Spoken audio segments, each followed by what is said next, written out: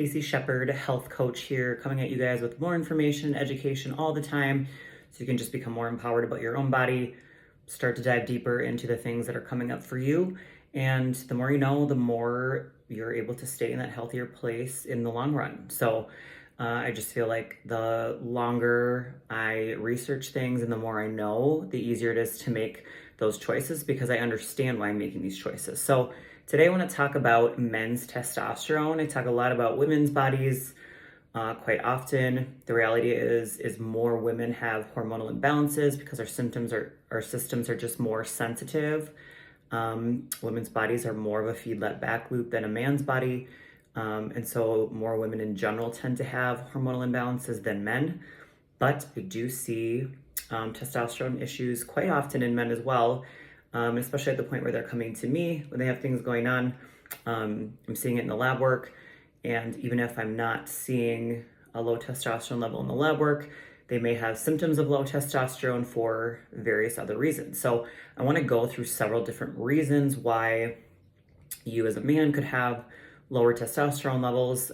Very rarely is it a genetic thing. Typically it starts from something and continues to kind of just exacerbate over time throughout the course of your life. So that's why I always preach getting baseline labs at any point of your life, knowing where things are at when you actually feel good, so that if anything does end up coming out of it or out of balance, or you start feeling good at one point, you kind of have those levels to reflect back on to know, where do I feel good at? Where am I striving to get my body to again, to just feel good? So the first reason that a man could have low testosterone or symptoms of low testosterone would be medication.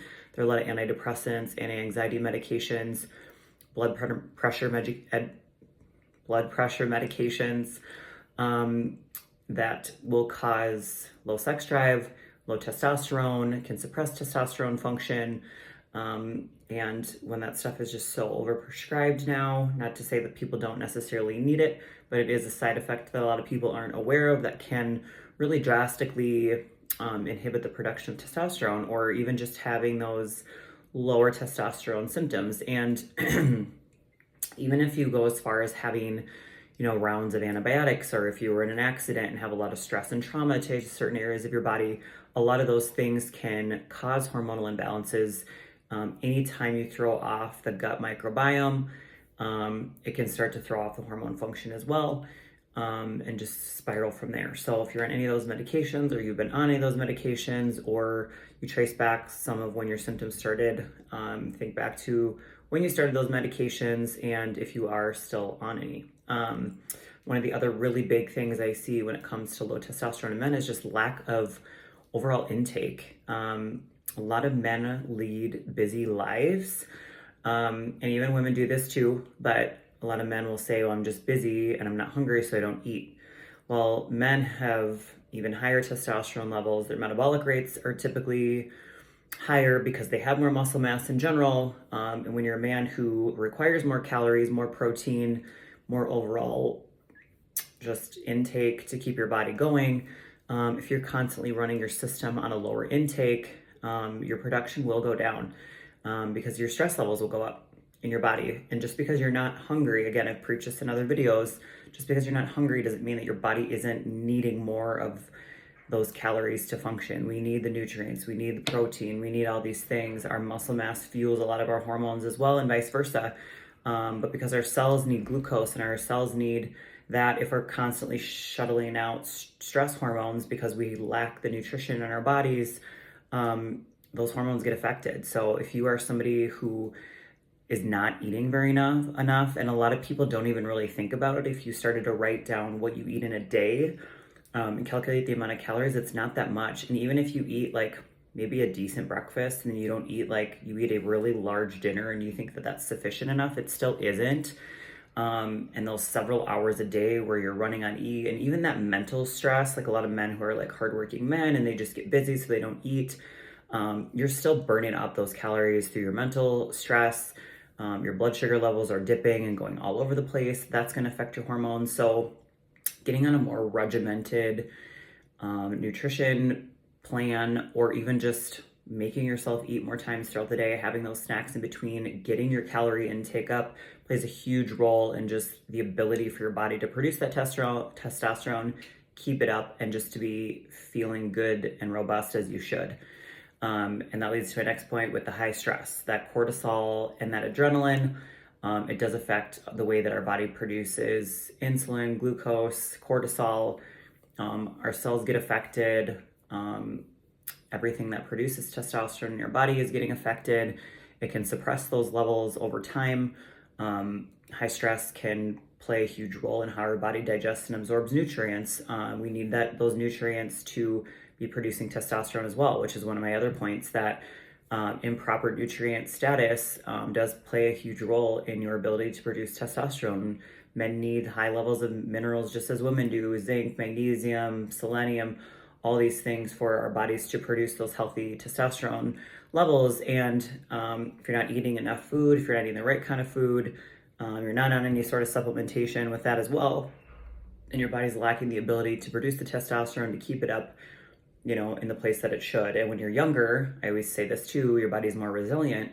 So you can put your body through a little bit more, but as the years goes on, you start living a higher stress lifestyle. The longer you put your body through all that stuff, the more it's going to affect it, until the day that you kind of do start to feel those symptoms, or maybe you're not as lean as you were before, you're not holding on to muscle mass as easily, or you have this little belly kind of happening now. All signs that, something's out of whack, or you need to kind of like regroup and prioritize your food intake and your health. The other thing too would be the high glucose and insulin levels. As I explained, improper nutrition. If you eat one big meal at the end of the day, I'm not a huge fan of fasting in general, but men can tolerate it better than women. But that being said, they still need to have adequate amount of calories in the times that they're not fasting, along with everything else. So everything that you're doing together matters. You can't just say, I'm not eating much often, or I'm going to fast, whatever. You still need to have adequate calories most of the time. And you've got to be getting in those things. So in any, really long lengths of time that you're not eating, or you're not eating enough, or you're not eating enough protein, you're eating all carbs, that stuff will affect your glucose levels, your blood sugar levels. Over time, it is just easier to put on body fat when those levels are elevated, which leads me to my next point, that elevated body fat is holding on to estrogen, and it does change the receptors. You start gaining weight, you're overweight at this point, or even if you have 10 or 15 pounds of extra body fat on your system, that does change your hormone profiles. Obese people just have a really hard time getting themselves in shape and having a really poor hormone profile, because their blood sugars are elevated more. Men who are obese has higher estrogen and total estrogen levels, which does downregulate the testosterone and testosterone receptors. So over time, they start getting these high estrogen levels, which just continue to tank their testosterone. So just being overweight in general as a man can affect your testosterone levels, and just kind of change the way that your system uses your testosterone in there. So it's not always about the level itself that's in your blood, but the way that the receptors react. We need the right nutrients to be sending messages to the receptors, to be using those hormones properly in the blood, and sending them to the right areas so that they can be used properly. So all those things matter, which is why the nutrients matter, which is why the calories matter. We have to have the right energy to be doing that.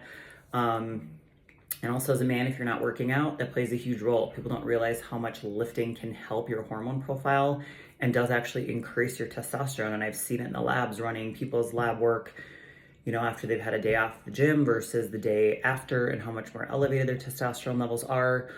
Just having muscle mass in general as a man or a female can help boost your hormone profile, and it does make such a huge significant difference. So if you're a man watching this video and you have some testosterone issues, you're doing all these things correctly, you don't know what else is going on, might be time for further assessment. But if you are a man struggling with even just feeling like you might have some low testosterone issues, there are a lot of different symptoms with sleep. Most people don't realize that depression, high emotions, even just being like anger and aggression can be a sign of low testosterone.